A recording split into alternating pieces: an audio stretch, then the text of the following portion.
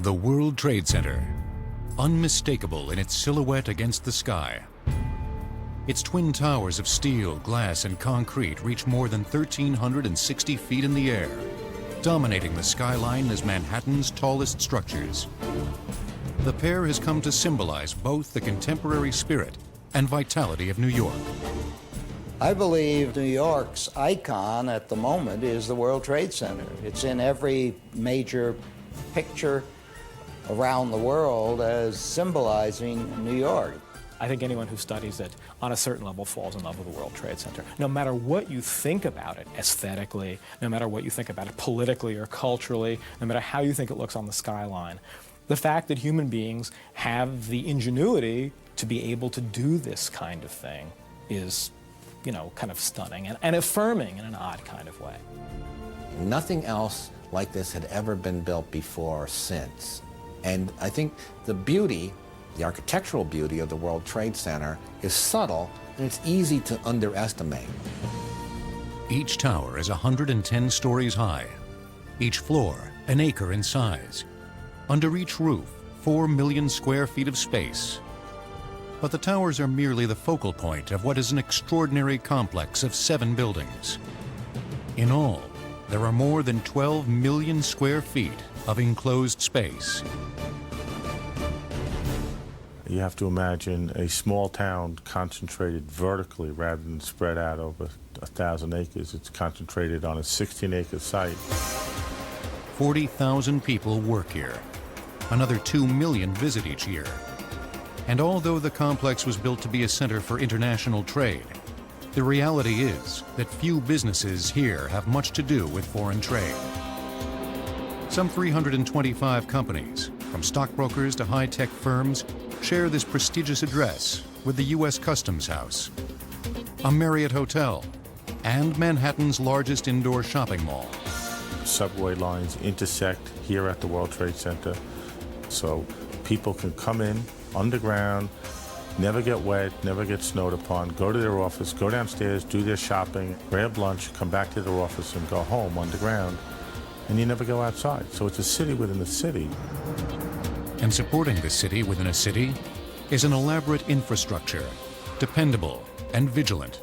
There's a whole building that exists inside of the World Trade Center that nobody gets to see because it's what runs the building, including all the stuff downstairs, the massive systems, electrical, air conditioning, and other, that actually allow us to sit here pretending that we're in a natural environment.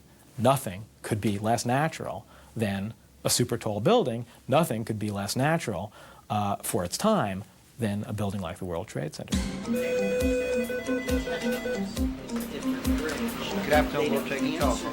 So vast is this city, the World Trade Center has its own police force and what it calls the Operations Control Center, or OCC.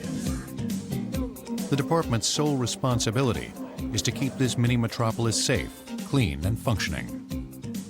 The Operation Control Center of the World Trade Center could be compared to the war room on board a warship. It's manned 24 hours a day, 7 days a week, and they respond to crises. The OCC can be found in the sub-basement in a series of windowless offices. Whatever goes on here at the World Trade Center is typically coordinated through that room. If a tenant has a flood on their floor from an air conditioner overflowing, that's where they call it. If the fire department needs a security guard to open up doors, they're the ones that are sending the security people with the right keys to open up the door. More than 30,000 work orders are handled each year. The OCC monitors all emergency water and electrical systems, including the World Trade Center's immense refrigeration unit. I was overwhelmed with the size and scope of the machinery. It was larger than the flight deck of an aircraft carrier. I mean, just huge pipes on a scale which reminds one of Gulliver's Travels, so one feels like a Lilliputian among such huge machinery.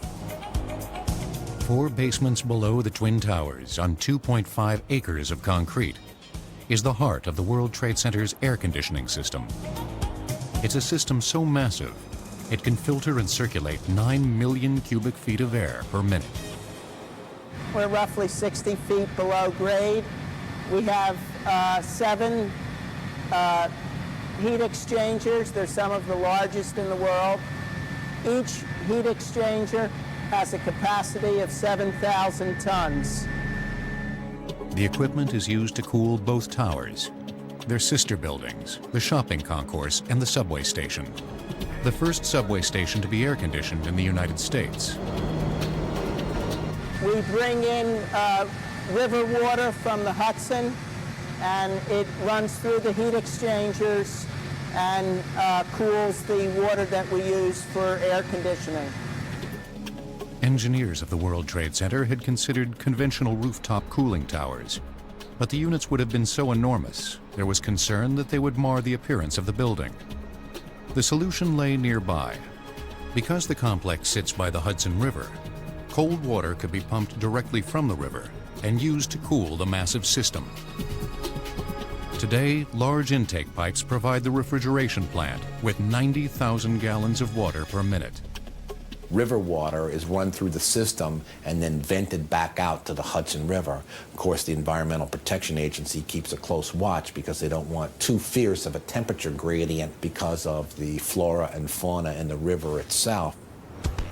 The World Trade Center complex has 71 escalators and 254 elevators that make as many as 450,000 trips a day. The express elevators can travel at speeds of up to 27 feet per second, or 19 miles per hour. The elevators are quite powerful. Each elevator has its own motor and its own motor generator set, generating about 480 horsepower. In case of a power failure, the World Trade Center has 6 emergency generators. This backup system can yield 7,200 kilowatts, enough to satisfy the needs of 4,000 suburban homes. It's just enough to power an elevator bank in each tower, stairway lighting, fire sprinklers, and other emergency essentials. In addition to that, we have now built a large diesel power plant on top of 5 World Trade Center, where we not only can provide emergency power to the facility, but we can provide emergency backup power to all of the tenants' computer needs. Even washing the 600,000 square feet of windows of the Twin Towers requires something out of the ordinary.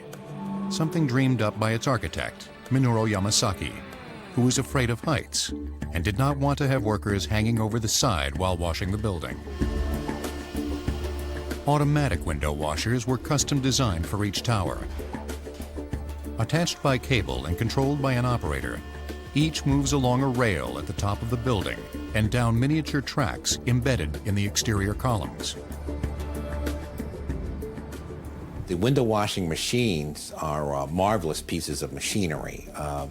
Each one has a set of nylon brushes. 2 brushes, 18.5 inches, exactly how much is windows from 106 all the way down to the 9th floor. And a squeegee, and a 20-gallon tank, which holds a dose of detergent. And these machines go up and down the sides of the buildings, between the columns, cleaning 1 column of windows at a time. I clean with this machine half an hour, 100 windows for half an hour. 20 minutes going down washing, slow speed. 10 minutes comes up on fast speed. Then I move to 1 column to the other and send the washer again. For half an hour I am free. The washer does everything. The machine takes a full day to clean 12 window columns, 5 days to clean an entire side. When one side is finished, turntables on the roof guide the machine in position for the next side. In a month's time, it will have done all 4 sides and repeats the process.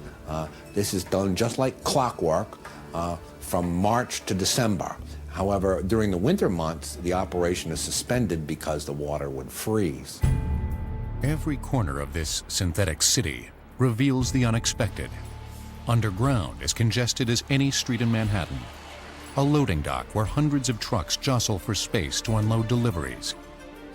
1,377 feet above, on the South Tower, the world's tallest outdoor viewing platform. On clear days, visibility is 45 miles with dazzling views of New York and New Jersey. Today, the World Trade Center has become an icon for success, ambition, and Manhattan itself. We see it in ads and on television. We've become so familiar with it that it's now entwined with the New York of our imagination. And remarkably, after all this time, it continues to inspire awe. But the sheer size of them, I think, represent a moment in history that is lost today, and that we can only look back and be impressed with the ambition and the almost heroism of the project at the time. Uniform in color, but constantly changing with the light, the towers of the World Trade Center are among the most distinctive on the globe. To conceive something on this scale would take a diligent corps of visionaries and engineers.